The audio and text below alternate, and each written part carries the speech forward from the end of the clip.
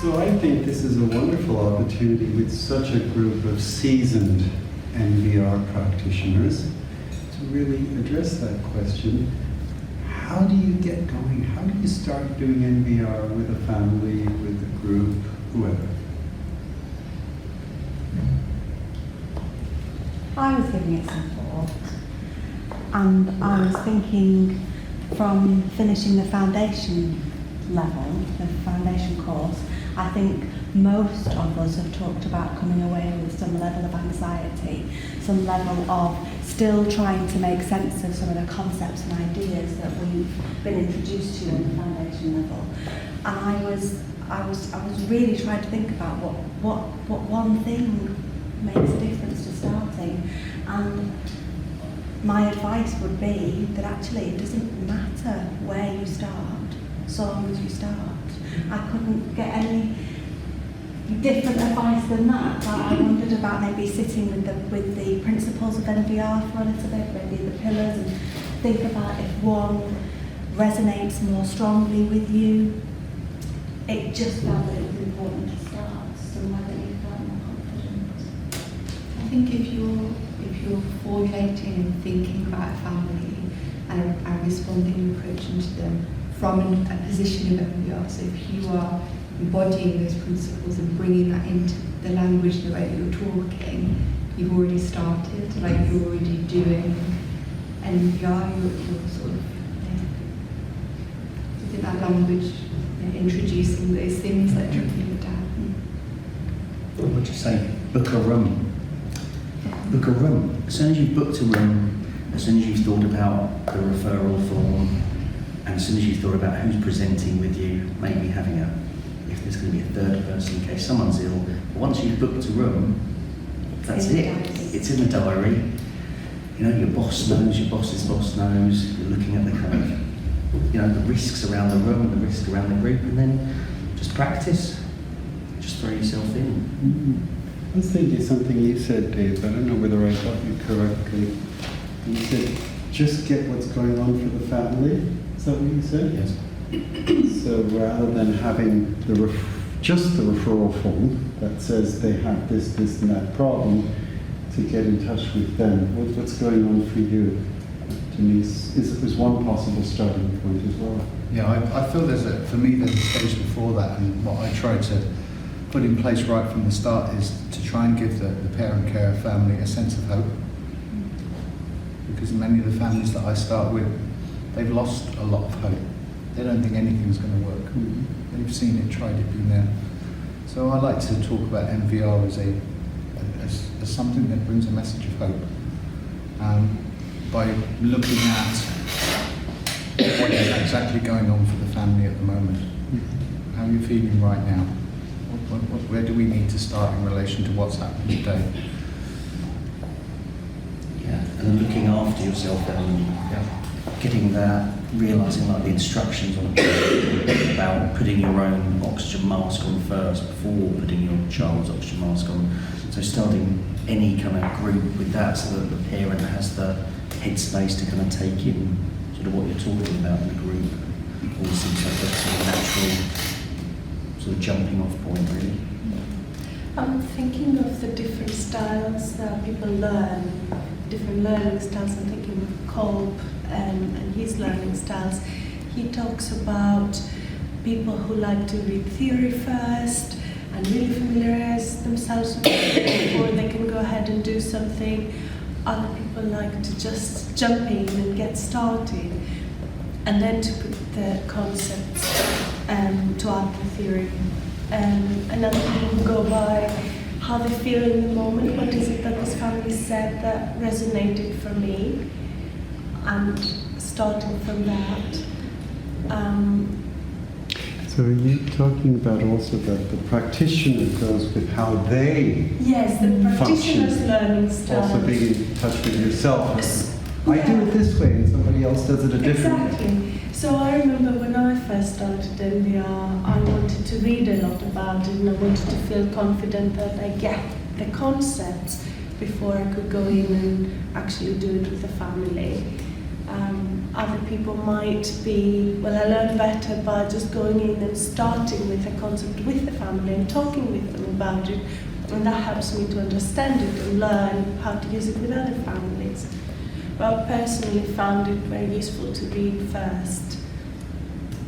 And when I started with the concept of method that was more familiar to me, which was escalation, de-escalation.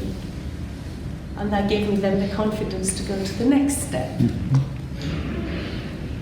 think I'd also add in environments, going back to therapeutic alliance, thinking about giving the family the opportunity to talk about where we're going to do this work. Is home the best place to do it? Would you prefer to do it away from home? Talk to them, you know, about moving away from this possibly contaminated area and looking at doing this somewhere fresh and open, and just giving them choice. I mean, we normally run sort of 10 sessions, but recently the parents have said, due to a number of them having childcare issues and things like that, and they've said, look, can you consider morning groups, evening groups, so maybe the dad can come on one and the mum can come on another. So actually having that sort of flexibility. And some have said they're worried about that kind of commitment. So I'm sort of even thinking about running longer sessions, but just having maybe kind of half the time, and then being able to look at it on an individual family basis once you've sort of worked in that sort of group setting that's a bit shorter, but then taking it from there as well. So that's like another option. Co-parenting is quite difficult when there's only one parent present.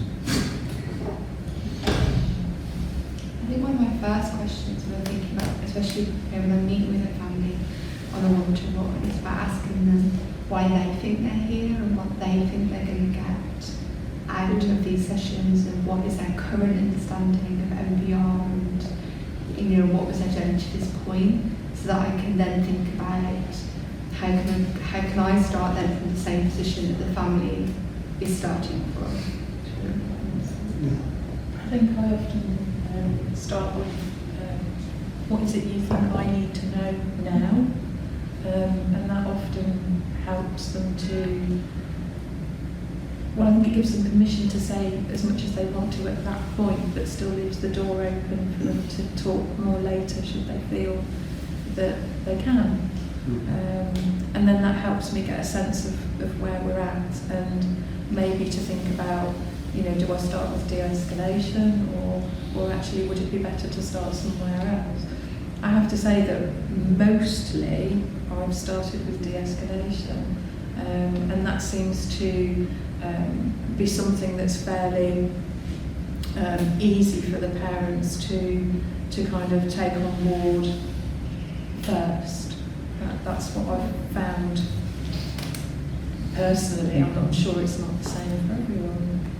I think if in that first session you're making sure you've got enough time to do what you want to do, and I think having a space where you can hear the parent's story, that helps you to be thinking then, okay, so where am I going to start? And I think that's really hard to know until you have heard the story and where the parents are placing the emphasis on the needs and the difficulties in each part. So you have to hear the parent's story, and then you have to check what comes up in your mind from the toolbox of NVR that might be helpful.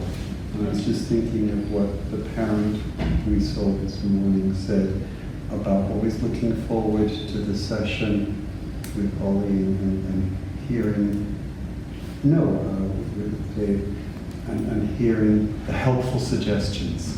So to look at what helpful suggestions come up inside of us based on our knowledge of NVR, rather than going through the I think program. what I've found over the time of doing NVR is that right way back at the beginning, I started more with this bit and this bit and this bit. But now what I find is that I drip out NVR all the time, and it's more all over the place. But it's making sense at the time to the parent, if that kind of fits.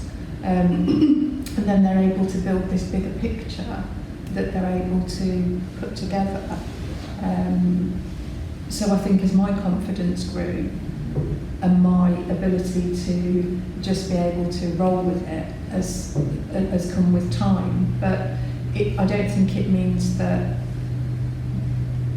the start was really dreadful. I just think that I was a little bit more hooked into, well, I'll do that first and I'll do that second in the beginning, whereas now it's a little bit more fluid.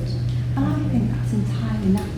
I isn't think it? it is, I think yeah. thinking back to the foundation level, having done that course, the trainers and the facilitators dripped out NVR. They embody NVR in everything they do, and so that you can leave feeling a little bit anxious that you don't drip out NVR, and it does feel a little bit that you have to do it. It's segmented.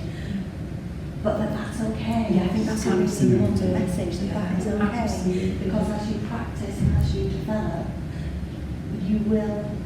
NVR will reach every element How of long it. did it take to start dripping out NVR?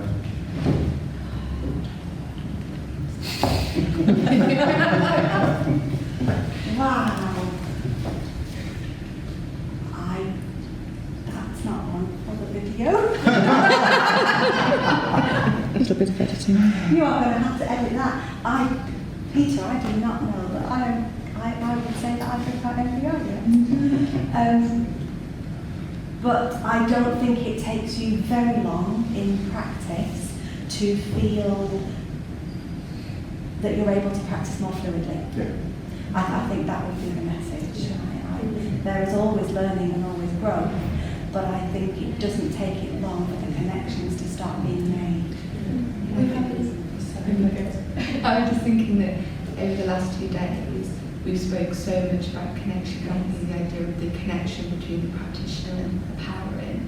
And I think that the starting is about building that connection. And actually, if you go in thinking, okay, my priorities here is I need to do this bit of the NVR toolbox or this strategy or this conceptual method, the connection won't have the space it needs to sort of to begin to be sown and then nurtured and grow.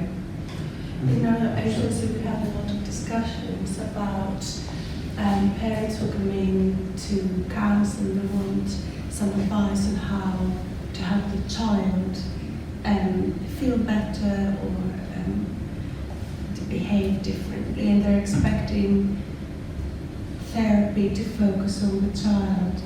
And I think a good starting point is to check with parents whether they're ready to look at something that will focus on them. And we often talk about the oxygen mask at the airplane, where you're being asked to put your own oxygen mask first before you put your child's oxygen mask. And that conversation, that very first conversation about doing it differently, that all of our parents will have been through numerous courses and programs and suggestions and recommendations and advice, and what we're doing is doing something differently, isn't it? And that sows the seed, I think, that respect, that recognition that we're in this together, we're going to be doing it differently. Does that feel okay? How can we make this work? I think that creates a bit of nice space for the relationship to grow. There's also another aspect that helped me a lot when I was starting to use NVR, which was peer supervision, linking in with peers and being able to have these discussions. I just had a memory, and it sort of comes from what you've been saying about, okay, you make that relationship, you build that relationship with the parent, speak with the parent, about focusing on the parent, on the parent's needs. You then start taking things out of, I was imagining this NVR backpack. I have all these supplies in my backpack, and I'll take out what feels right. So maybe, okay, at the end of the first session, we'll be talking about the escalation, or maybe we'll be talking about something else. And I had this memory when our children were little and we went hiking in the mountains, And after a while, yeah, longer is it? You know, and I used to tell these stories about these characters I invented called Hans Hippie and Polly Punk.